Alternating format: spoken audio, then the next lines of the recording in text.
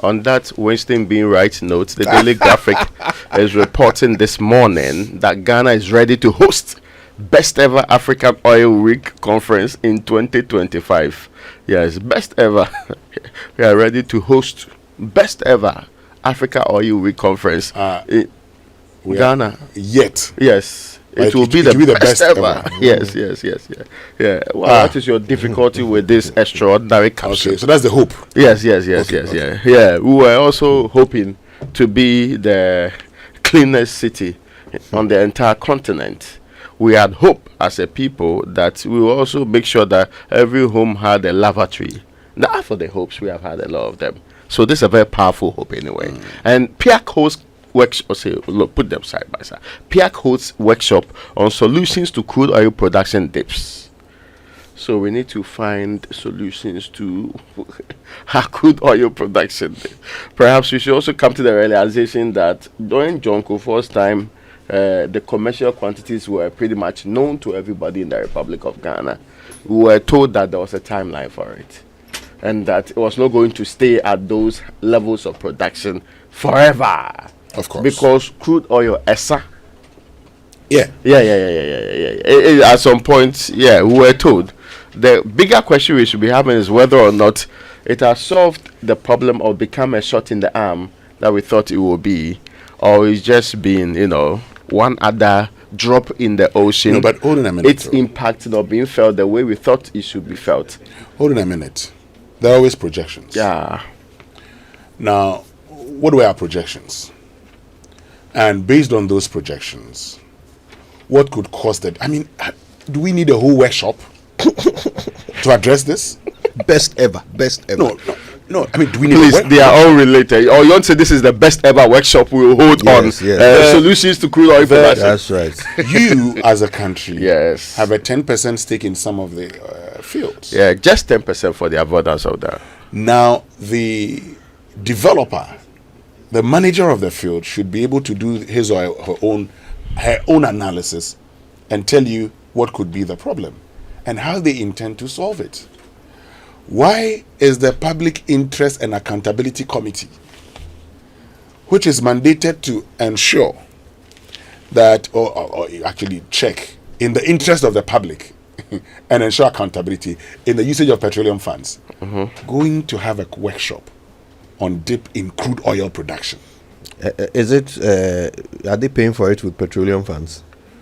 You've asked a very good question, and the answer is known by all. Let's move on. All right. Well, remember the early years, right? One of the things we did as a people is spend a lot of money on capacity building. It was a very, very interesting development on the utilization of crude oil resources. But could you want to say something?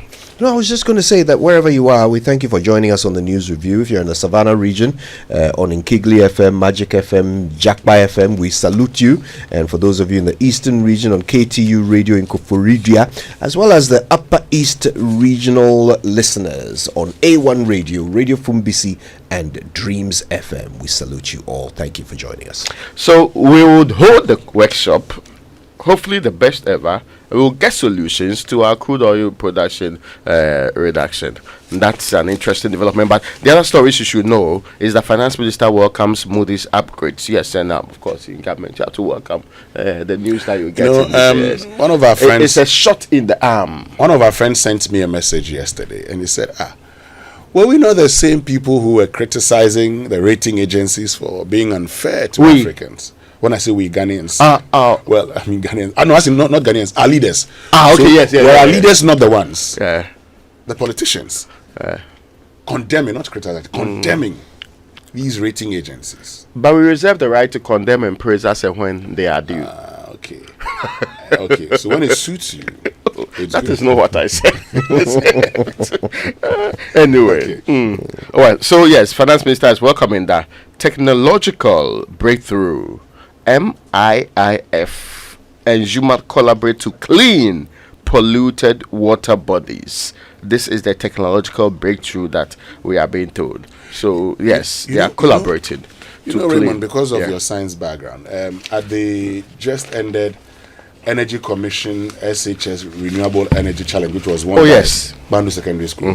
You know, they were asked to develop technologies to deal with land degradation and water pollution. And these young ones developed some bioremediation and phytoremediation technologies in the processing of water.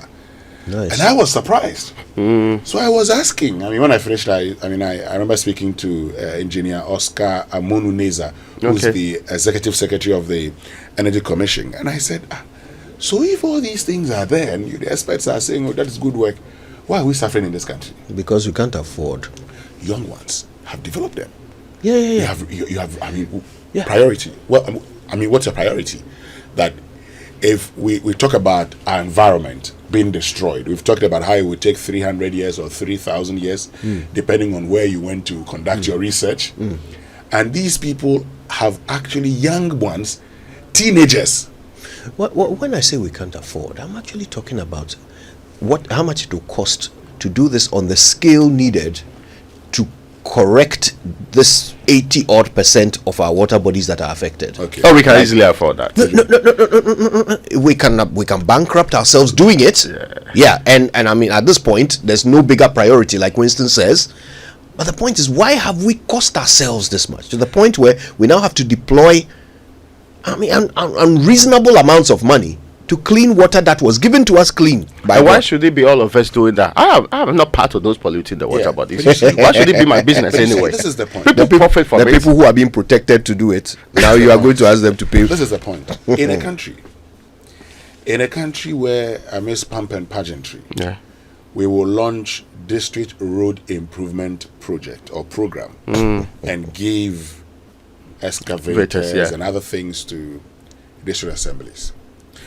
When I am of the view that these, And buy new excavators for them. yes, When we had 500 of them missing some time exactly. ago. And I'm of the view that even if you want, look, district assemblies can actually raise enough funds to do that. You don't need to hold a percentage of their common funds and say over the next 4 or 5 years we'll use this to pay this. The government's penchant for consistently buying things for district assemblies, you know why? Procurement. Yeah. And so somebody would gain. What sort of these? And so if we're doing things right in this country, so you can do that. Look, we can actually invest in this. And I'll tell you one thing that surprised me years ago, Raymond. The Industrial Research Unit of the Council for Scientific and Industrial Research, they actually go and bid for projects outside the country, develop technologies, and sell them to other countries. You know why? Because in Ghana here, we don't fund them. So they will go and look for funding. And they look for funding by actually indicating that I can do this for you. They all bid and get things done. Okay. Now, let me tell you about this breakthrough because it is known as Operation Clean the Water Bodies. The technological breakthrough for the exercise to reduce the turbidity and metal load of water from two rivers was developed by UMAT with funding from the NHIS. Now, this is how it works. The technology pathway involves the application of several organic additives such as moringa, bio-waste, and high molecular weight surface active agents to reduce the turbidity and metal ion concentration in water. In addition, inorganic surface active agents were also used in the pilots on the Pra and the Bromo rivers, both in the western region. Now, after adding some amount of the additives, the suspended solids and the turbidity reduced below the WHO maximum allowable concentrations. MIF and UMAT reports that the pilot phase of the initiative had already yielded remarkable outcomes in two heavily impacted rivers, River Pra and River Bromo, signifying the start of a national campaign to reclaim contaminated water bodies. Okay. And of course, so yes, when the pilot was done at River Pra at Biposu in the western region, the technology helped improve the turbidity from 3,000 NTU to just 0.5 NTU, total suspended solids TSS decreased from 450 milligram per liter to 25 milligram per liter, with lead contamination dropping from 0.51 milligram per liter to 0.01 mg per liter, and significantly below the WHO standards. Similar works were done with the River Bromo, and hopefully this can be scaled out to deal with the problem. Yes. Well, we hope so.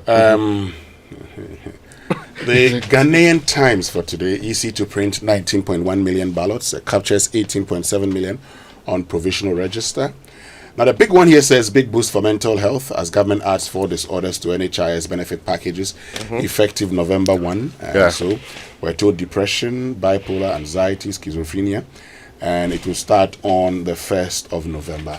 I have indicated that if we implemented our national health insurance scheme properly, by first giving them all the monies, if we give them all the monies, nobody would have to pay. In fact, the subscription would no longer be necessary.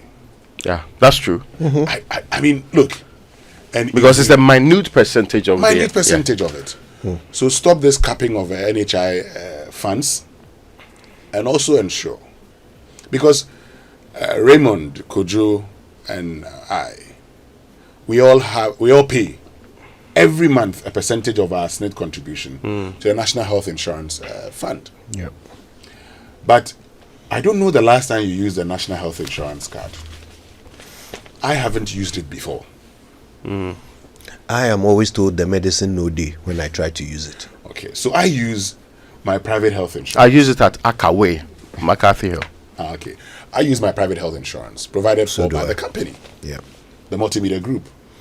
So I don't use my national health. But of course, the whole idea of this is that because we can afford, and I have had conversations with Kwame Namwesiando, who designed the National Health Insurance Scheme, because we can afford, okay, and our quality of life is even better, we would have private health insurance.